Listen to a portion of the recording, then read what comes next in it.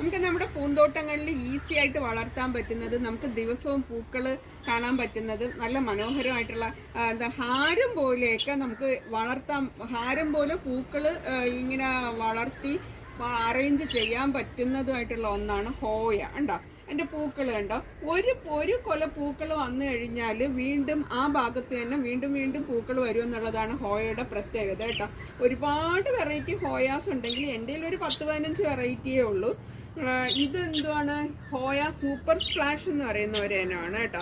അപ്പൊ ഇങ്ങനെ കൊലകൊലയായിട്ട് ഇതിന്റെ പൂക്കൾ നിൽക്കുന്നത് കാണാൻ നല്ല ഭംഗിയാണ്. വലിയ കെയർ ഒന്നും വേണ്ട കേട്ടോ. പക്ഷെ നമ്മൾ ദിവസവും നനയ്ക്കുക. പിന്നെ ചോട്ടില് അധികം മണ്ണിന്റെ ഒന്നും ആവശ്യമില്ല. വല്ല കരിയിലയോ ചപ്പ് ചവറുകളോ ഒക്കെ ഇട്ട് കൊടുത്ത്, അല്ലെങ്കിൽ കരിക്കട്ട അങ്ങനത്തെ സാധനങ്ങളൊക്കെ ഇട്ട് കൊടുത്ത് 2 ആഴ്ചയിലൊരിക്കൽ നല്ല രീതിയിൽ വളങ്ങളും കൊടുക്കുകയാണെന്നുണ്ടെങ്കിൽ ദിവസവും നിറച്ച് പൂക്കള്, ദിവസം എന്ന് വെച്ചാൽ ഇതിന്റെ ഒരു കൊല പൂവ് ധാരാളം ദിവസം നിൽക്കും കേട്ടോ. അപ്പൊ ഇത്തരത്തിൽ നമുക്ക് നല്ല ഭംഗിയായിട്ട് വളർത്താൻ പറ്റുന്ന ഒന്നാണ് ഹോയ.